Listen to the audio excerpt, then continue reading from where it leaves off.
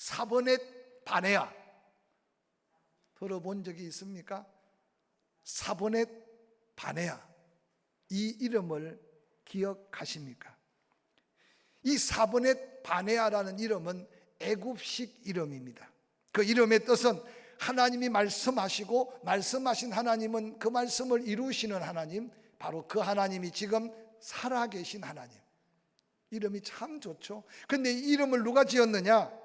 애굽의 바로가 요셉을 총리 대신으로 세우면서 바로가 직접 지어준 이름이 바로 사보넷 바네아입니다.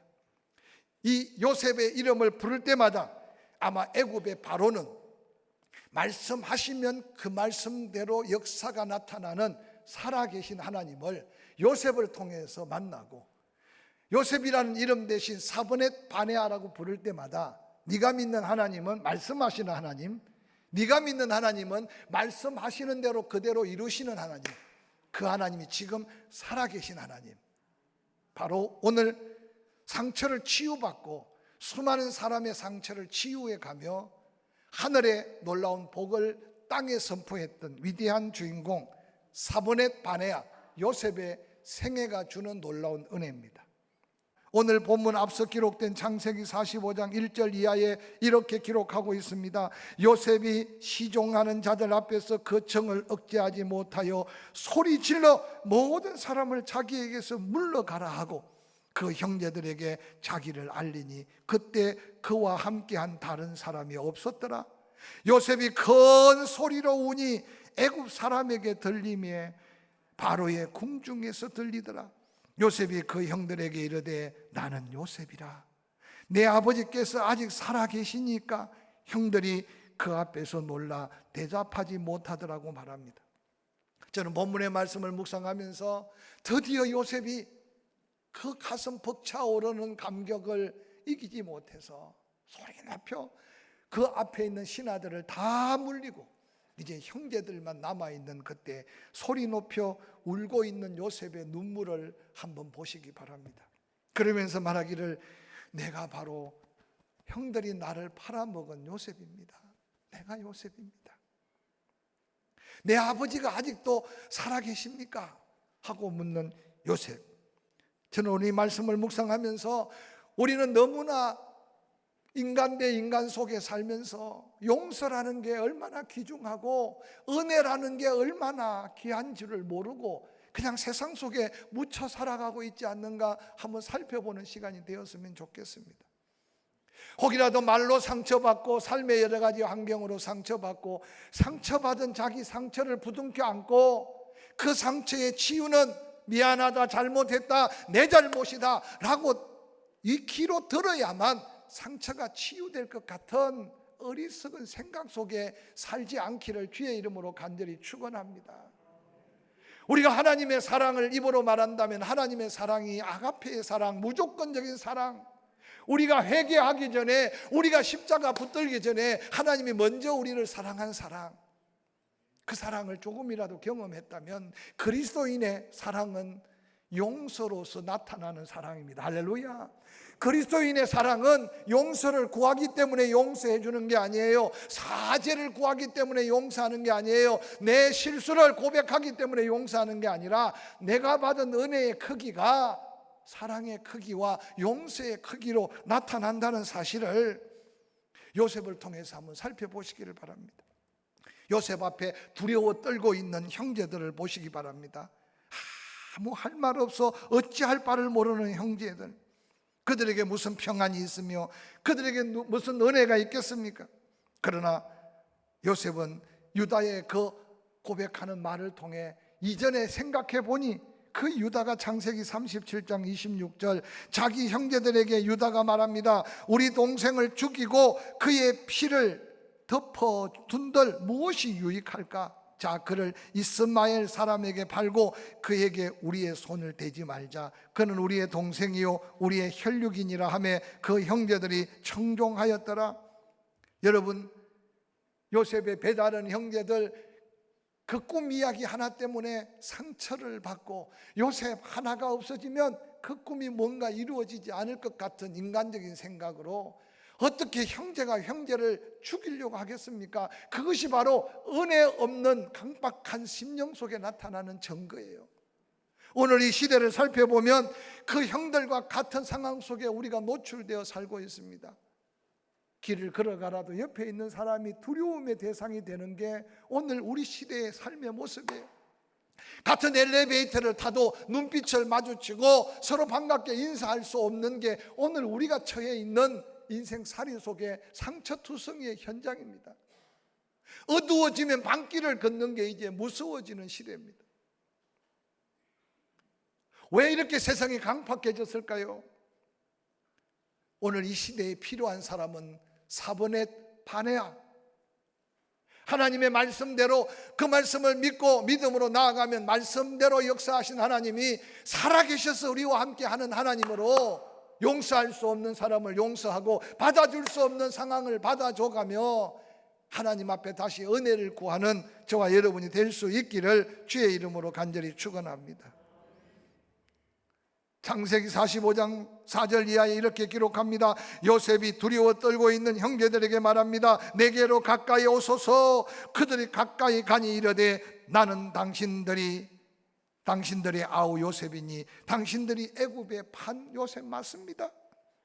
당신들이 나를 이곳에 팔았다고 해서 근심하지 마십시오. 한탄하지 마십시오.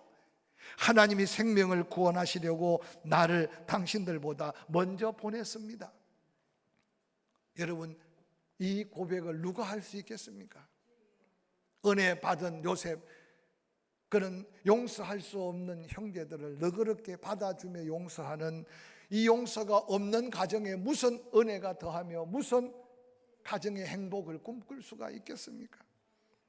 먼저 이 시간에 이 말씀을 듣는 사랑하는 성도 여러분, 저도 온전한 자녀, 온전한 형제, 온전한 삶을 살지 못하는 목사이기에 이 말씀을 묵상하면서 또 자신을 돌아봤어요. 부모 공격 이전에 한 배로 나고 한 피를 이어받은 형제들 간에 마음을 나누고 무언가 용납하고 받아줄 수 없다면 여러분이 받은 은혜는 가식일 수 있고 혹이라도 여러분이 받은 은혜는 제대로 된 은혜를 받지 못할 수 있음을 기억하고 세상 탓하지 말고 환경 탓하지 말고 상대 탓하지 말고 내가 받은 은혜를 다시 한번 채워가면서 은혜의 크기가 사랑의 크기, 은혜의 크기가 용서의 크기, 은혜의 크기가 너그러운 관용의 크기로 이 요셉의 아름다운 은혜를 형제끼리 나누어가며 가정을 살려가는 저와 여러분이 될 수 있기를 주의 이름으로 간절히 축원합니다.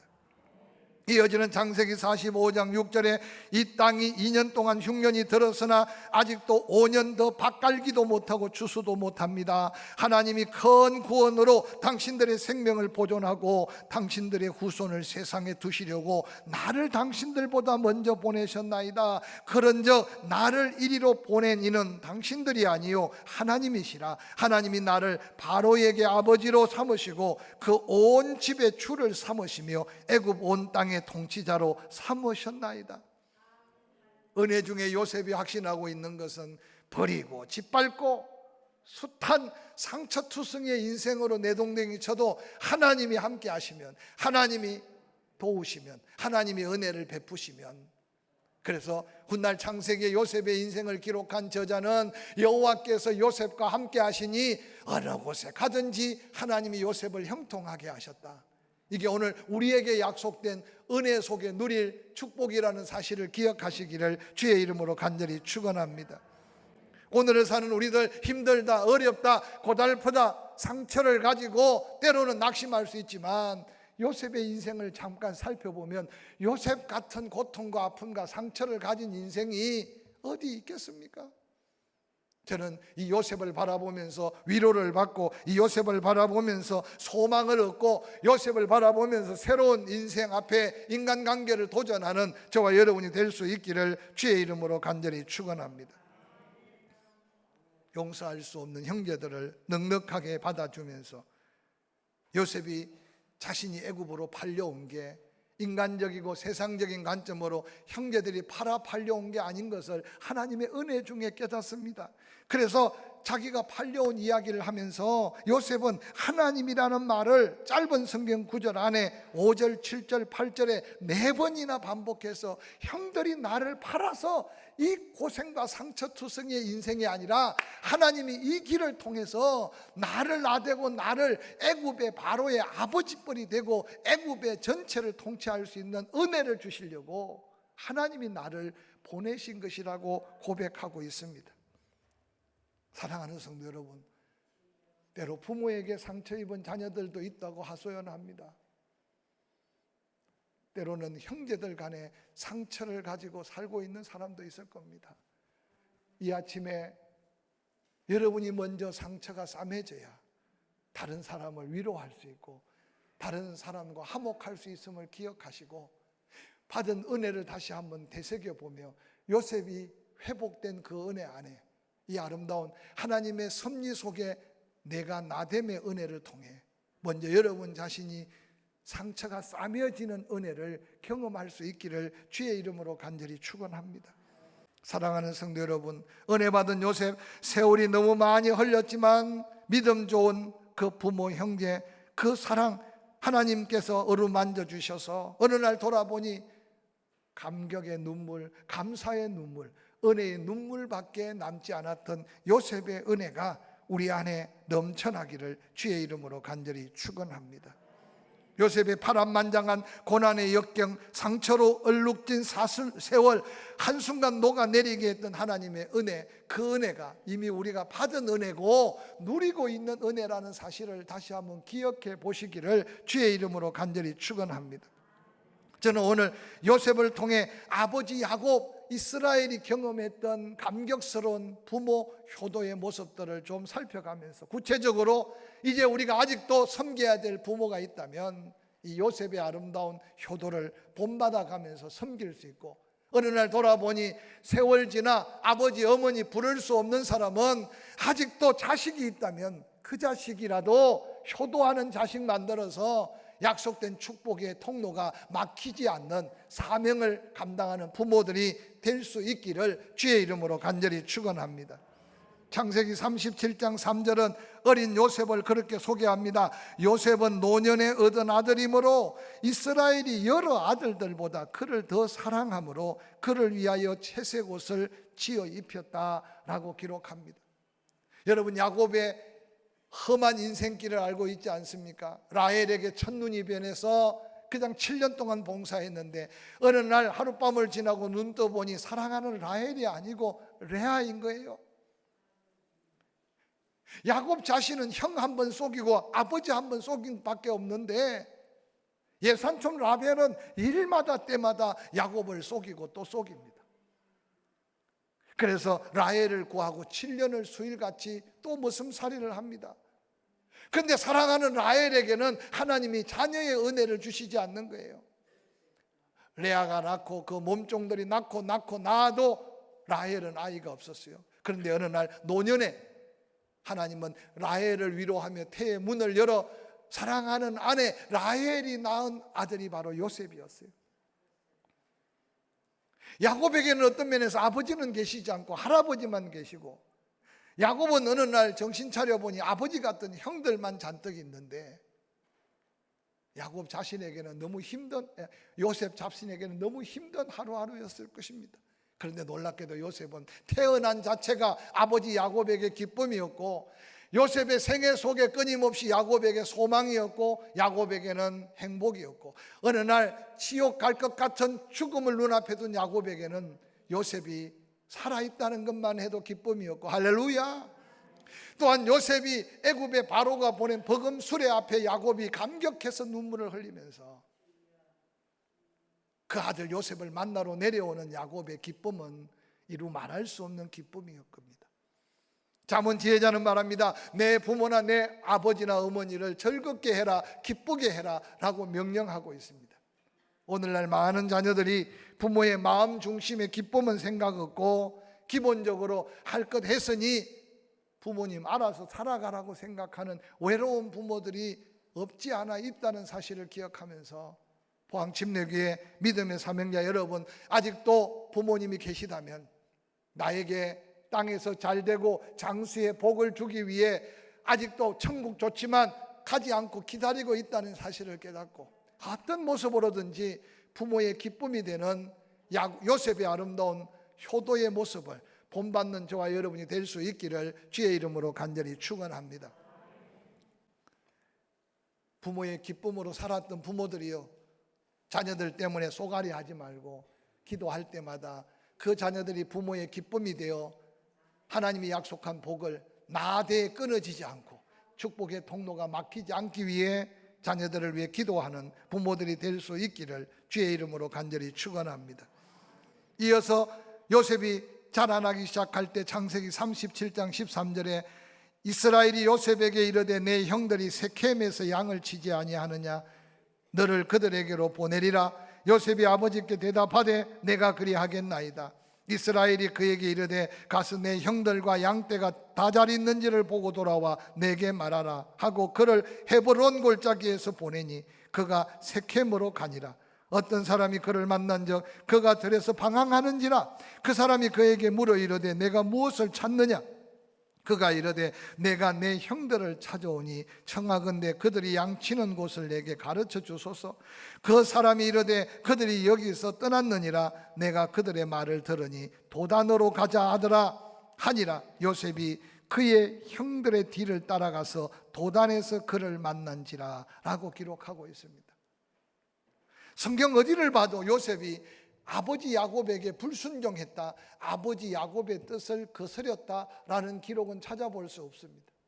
부모 공경에, 여러분 계명 속에, 때로는 말씀 속에 부모 공경을 강조할 때 가장 강조한 단어를 뽑는다면 순종입니다. 한번 따라합시다. 순종. 순종의 반대가 불순종이 아니고 잡종이라 그래요.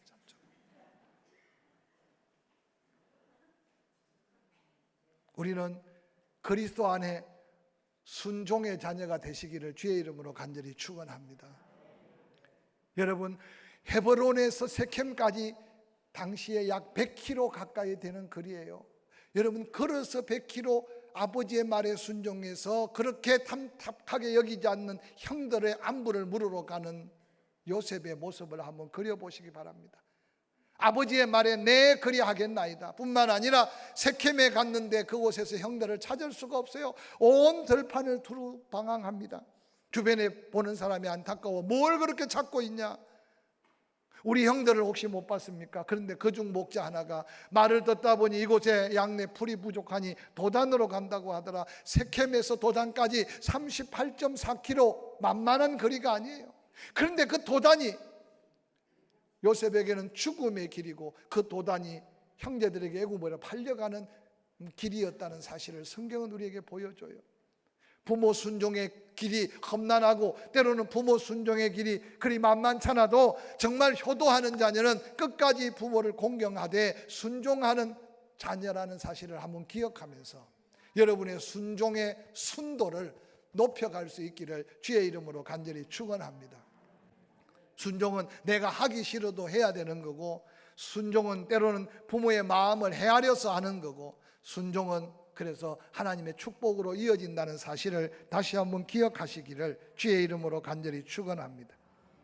뿐만 아니라 요셉은 정성을 다해 부모를 섬겼습니다. 오늘 본문 창세기 45장을 읽어보면 8절에 나를 이리로 보낸 이는 당신이 아니요 하나님이라. 하나님이 나를 바로에게 아버지로 삼으시고 그 온 집의 주로 삼으시며 애굽 온 땅의 통치자로 삼으셨나이다. 당신들은 속히 아버지께로 올라가서 아뢰기를 아버지의 아들 요셉의 말이 하나님이 나를 애굽 전국 주로 세우셨으니 지체 말고 내게로 내려오사 아버지의 아들들과 아버지의 손자들과 아버지의 양과 소와 모든 소유가 고센 땅에 머물며 나와 가깝게 하소서. 흉년이 아직 5해가 있으니 내가 거기서 아버지를 복량하리이다. 아버지와 아버지의 가족과 아버지께 속한 모든 사람에게 부족함이 없도록 하겠나이다 하더라고 하소서.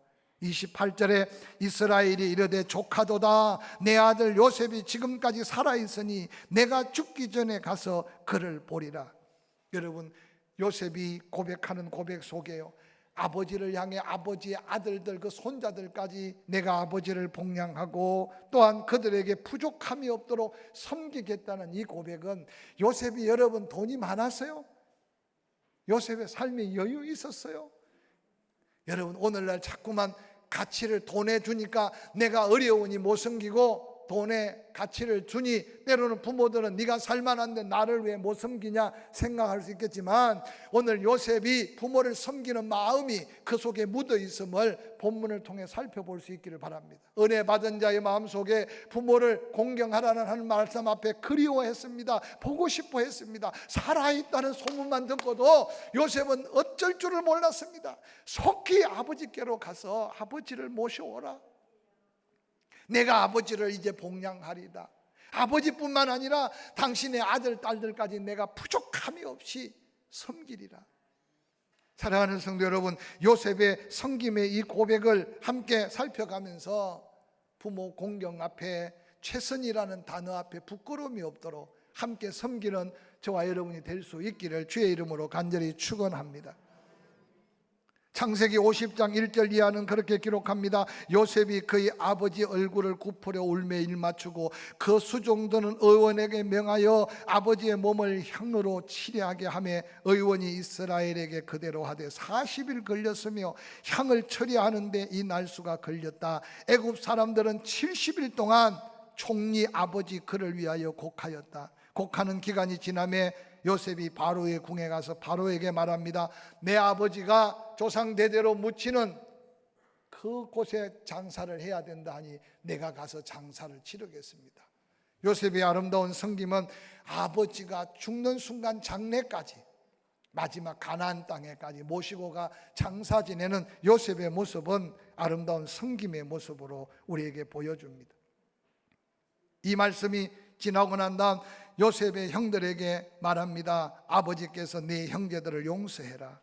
그 형들이 요셉 앞에 와서 엎드려 당신의 종이라고 고백합니다. 창세기 50장 19절, 요셉이 그들에게 이르되 두려워하지 마소서. 내가 하나님을 대신하리이까. 당신들은 나를 헤아려 하였으나 하나님은 그것으로 선을 바꾸사 오늘과 같이 많은 백성의 생명을 구원하게 하시려고 하셨나니 당신들은 두려워하지 마소서. 내가 당신들과 당신들의 자녀들을 기르리이다 하고 그들을 간곡한 말로 위로하였더라 라고 기록하고 있습니다.